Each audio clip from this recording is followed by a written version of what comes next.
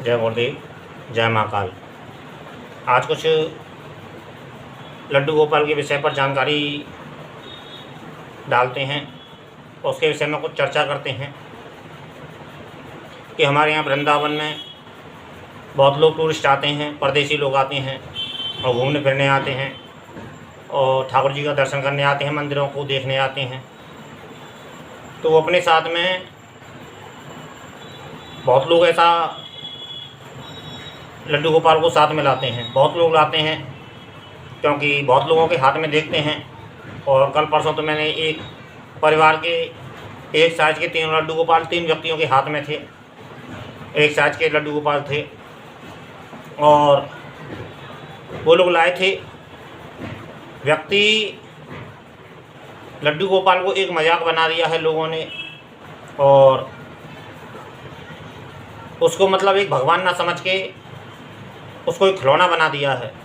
और जिसे देखो कोई टोकरी में लेके चल रहा है लड्डू गोपाल को और कोई उसे हाथों में लेके चल रहा है और अलग अलग तरीके से लड्डू गोपाल को साथ में लेके आते हैं। एक तरफ तो उसे भगवान मानते हैं और एक तरफ उसे खिलौना बना दिया है।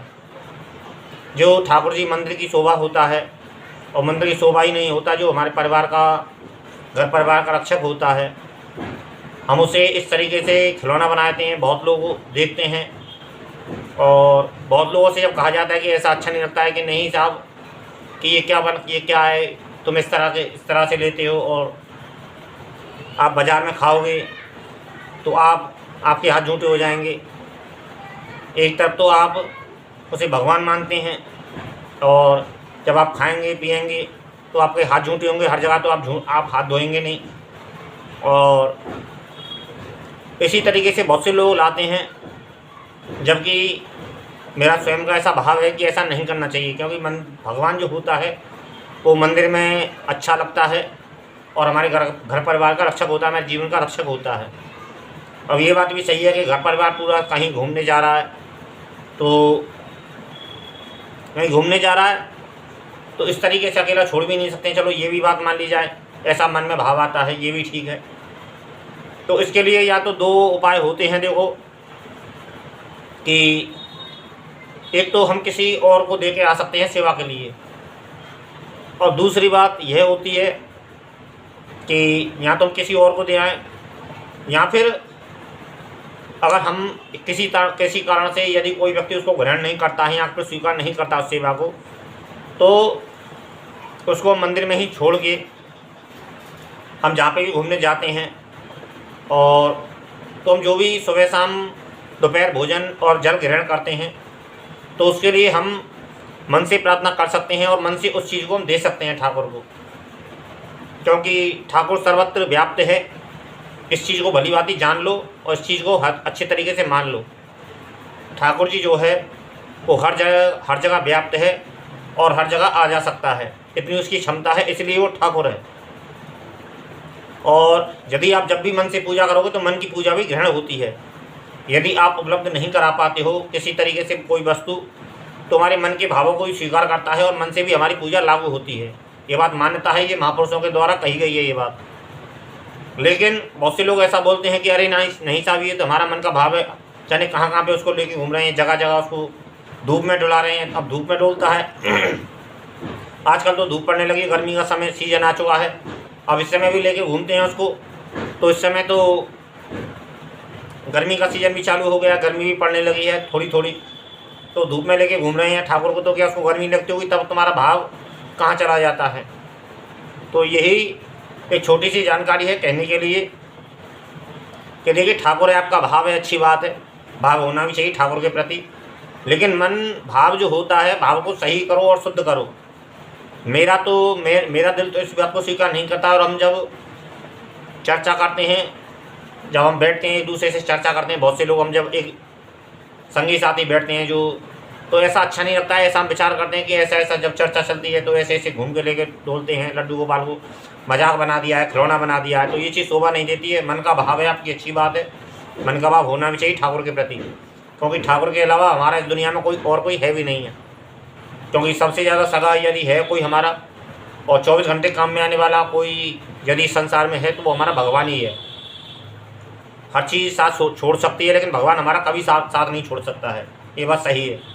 लेकिन फिर भी यदि भाव है तो उसको आप घर पे ही छोड़ के आएँ या फिर किसी को दे के आएँ, और कोई यदि स्वीकार ना करे या यदि कोई ना ले तो उनको आप मन के भाव से, या फिर गाय वगैरह मिल जाती है, गाय को भी तुम जो चीज़ ठाकुर तुम्हारा खाता है उस चीज़ को गाय को खिला सकते हो, क्योंकि तीर्थ स्थानों में बहुत जगह पाई जाते हैं। लेकिन यदि फिर भी यदि ऐसी उस चीज़ से बचना चाहते हो तो जो भी तुम सुबह भोजन पानी नाश्ता करते हो मन से ग्रहण करो, उसको अलग पात्र में निकालो और उसको तुम किसी को भी खिला सकते हो आते जाते।